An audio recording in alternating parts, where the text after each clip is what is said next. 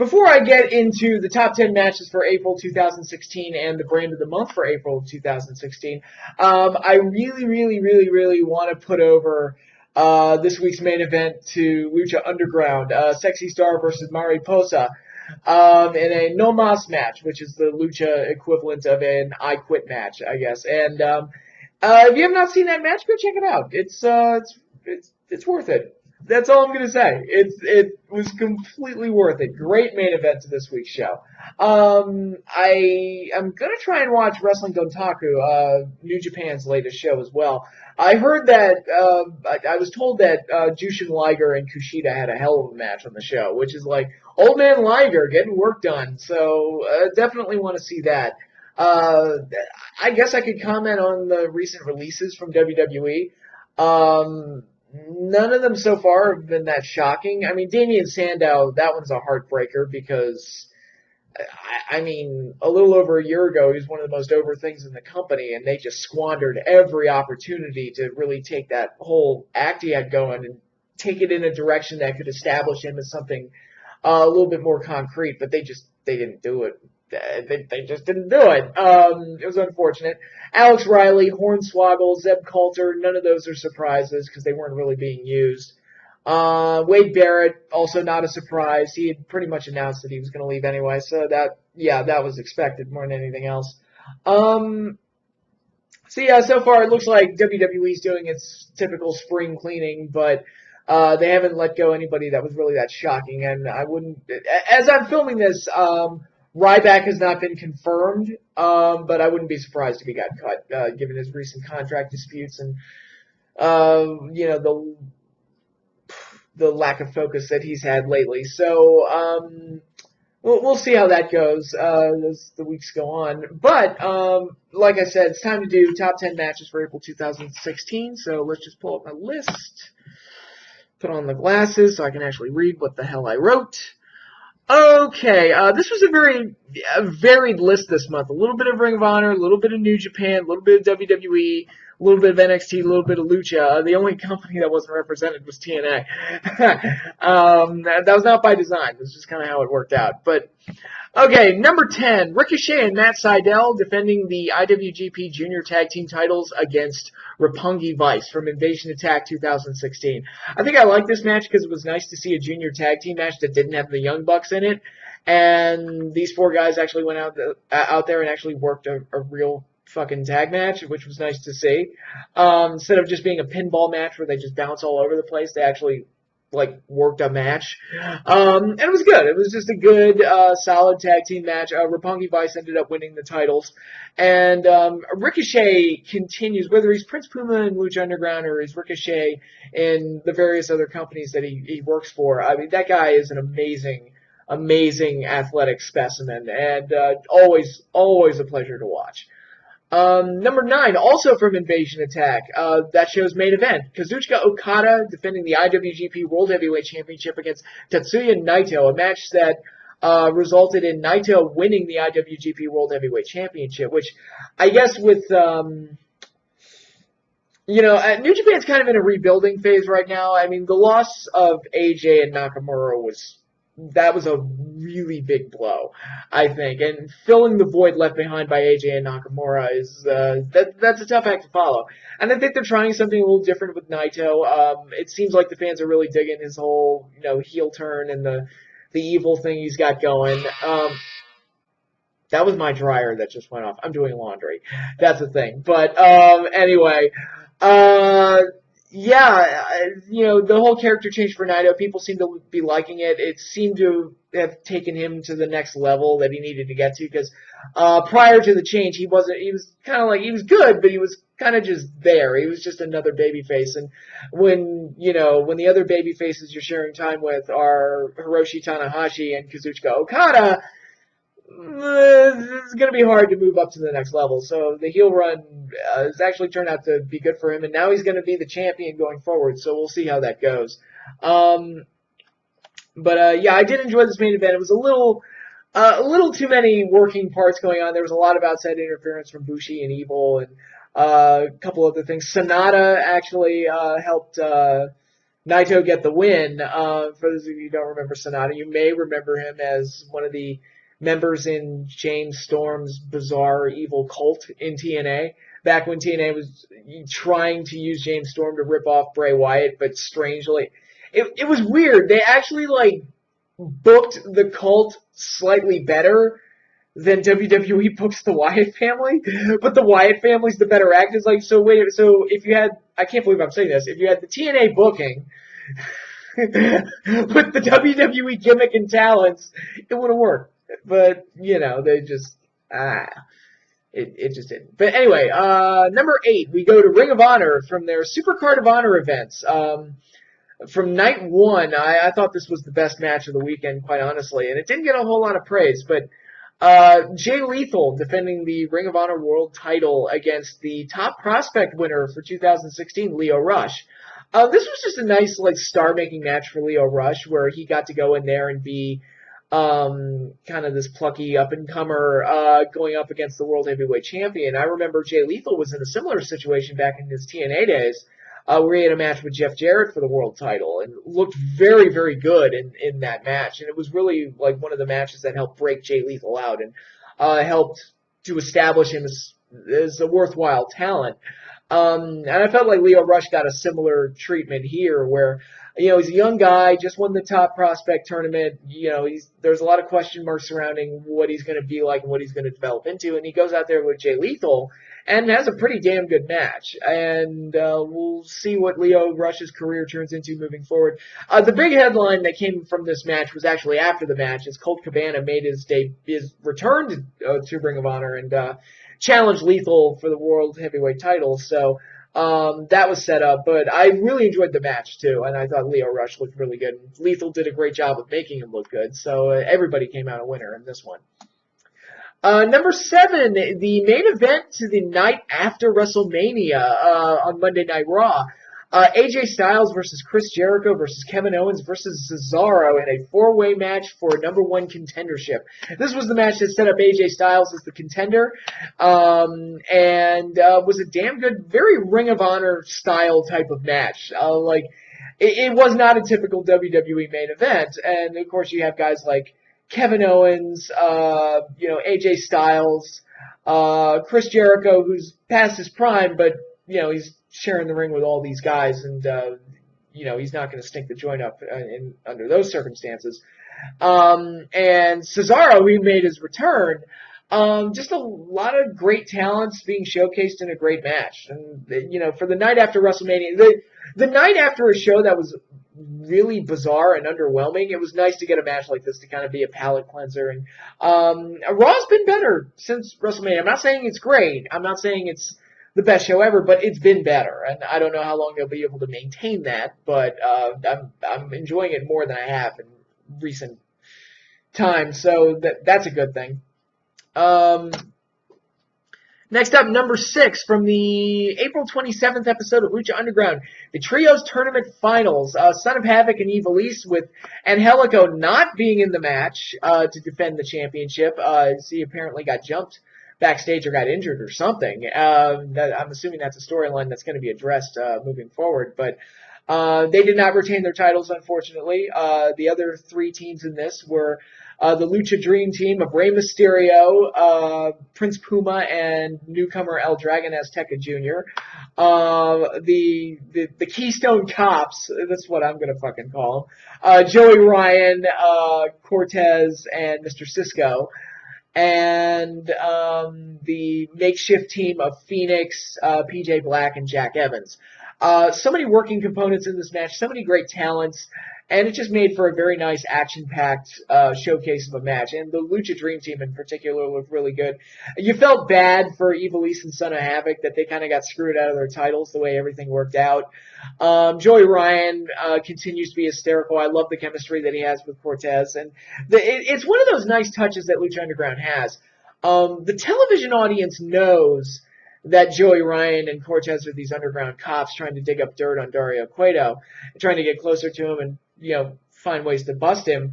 But the live crowd doesn't know that, and I think that's part of the benefit of the television audience getting to experience those cinematic scenes, and that's something that the live crowd doesn't get. So the live crowd reacts differently from how the television audience would react.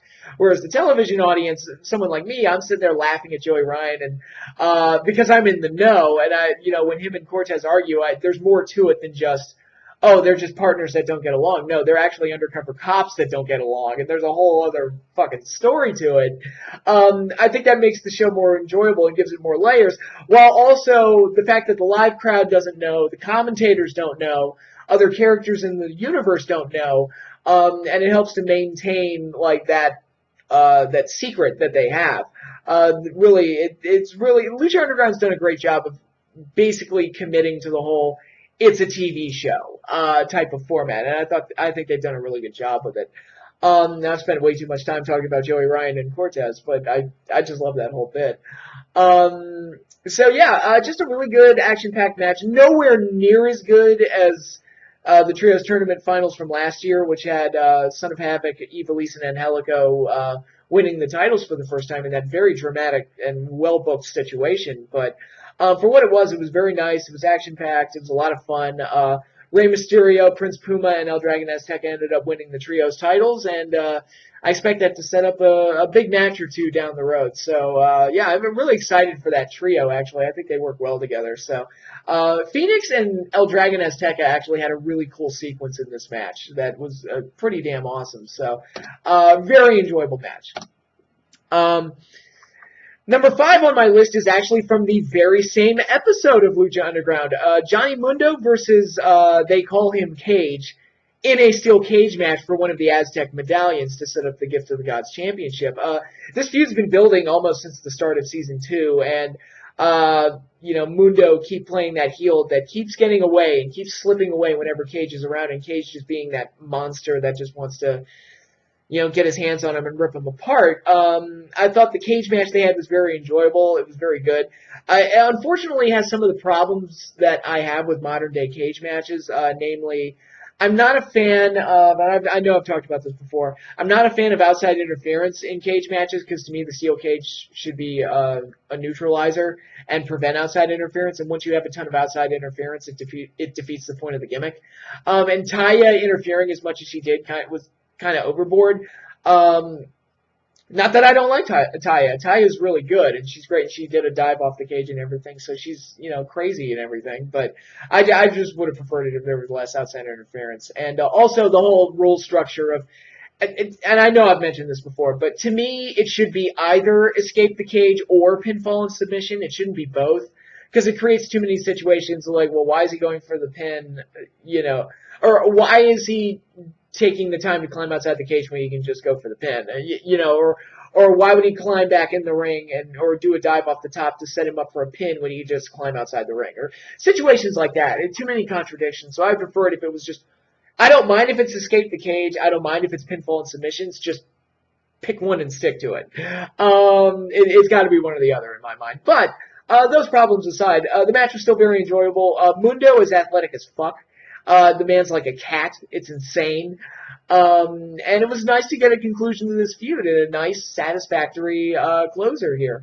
And I thought the match turned out really well. Cage won, which, the face finally got his revenge, and that's kind of the end of the feud, and it was great. It was a gimmick match that served its purpose, and nice feud ender, and also Cage now owns one of the Aztec medallions, so he's set up and good to go and challenge for the Gift of Gods Championship when we get to that point. So, just really good stuff there. And number 4, the best match from WrestleMania 32, Charlotte versus Becky Lynch versus Sasha Banks for the WWE Women's Championship. It's historic for WrestleMania. It's the first time that a WrestleMania where the women's match was the best match on the show. It was good. It was just a very good match. These 3 girls, I saw what they did in NXT. I knew they were capable. I knew they could go out there and have a great match, and they did. And it was easily the best match on the show. The only real knock I could have on it is that I would have preferred it if Sasha Banks won the title, though I'm not sick of Charlotte as champion, so it wasn't like a hugely damaging thing that they did. But overall, these 3, they're great. They're just really good at what they do, and they just had a really nice very good championship match that kind of closed the book on the Divas era and rebranded it as the Women's Championship. So it was kind of the beginning. It was the end and the beginning all at the same time. And like I said, it was easily the best match at WrestleMania 32, without question. I mean, nothing else even came close. Number 3 on my list, a match from the Trios tournament from Lucha Underground.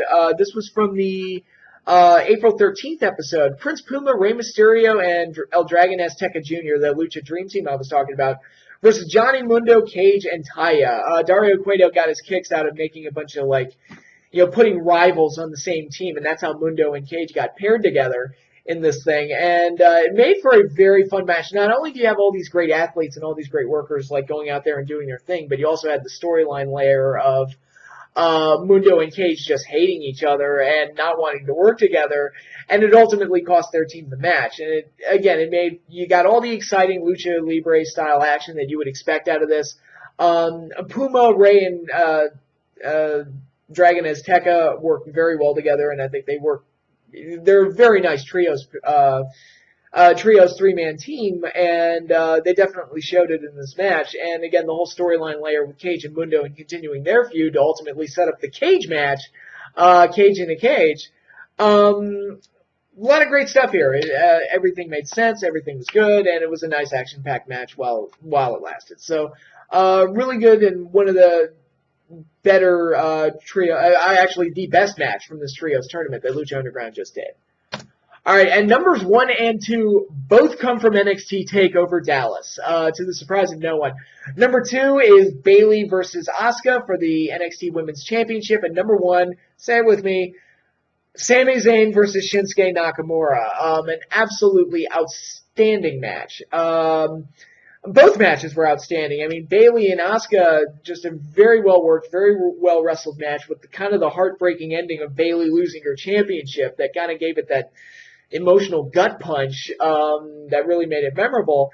And you had Sami Zayn and Shinsuke Nakamura just go out there and tear it down. I mean, that was a big fight, big match atmosphere. I mean, the way the crowd reacted to all of it, the Fight Forever chant was fantastic. And these two matches alone completely blew WrestleMania out of the water. WWE outdid themselves before WrestleMania. It was really unbelievable. But yeah, NXT TakeOver Dallas to me was having watched some of the other shows that took place over the course of WrestleMania weekend, I think NXT TakeOver Dallas was easily the best of the bunch, and it was these two matches that were really the major linchpin of making my claim. Nakamura and Zayn had amazing chemistry. I mean, that was, like I said, it felt like a big, real fight. And Bayley versus Asuka was very good as well. And those two matches alone, were easily, I knew when they happened, I'm like, those are probably going to be the two best matches of the month. I can't picture too many other things topping it. Nothing did. They were great. So that leads me to Brand of the Month. What am I going to give Brand of the Month? I could give it to Lucha Underground again because I love that show so much. I guess I could give it to main roster WWE, even though WrestleMania sank like a rock, was not very good. Raw has improved and are legitimately doing some interesting things, which is good. So at least there's improvement. I could give it to Ring of Honor for some of the shows that they've had this month, but I'm going to give it to NXT. WWE wins anyway. So, I'm going to give it to NXT on the strength of, NXT TakeOver Dallas and just some of the things that they're continuing to do on their main show now that they've made Joe the champion, especially, and some of the guys they're bringing in. And I guess you could argue that NXT kind of took over Raw with guys like Sami Zayn and Kevin Owens is in a big position. The Vaudevillains moved up. Enzo and Cass moved up. Get well soon, Enzo, obviously. And they really kind of taken over the show and kind of turned Raw into NXT in a weird way, which is kind of interesting. But, we'll see how all those NXT guys work out going forward. And again, best wishes to Enzo Amore.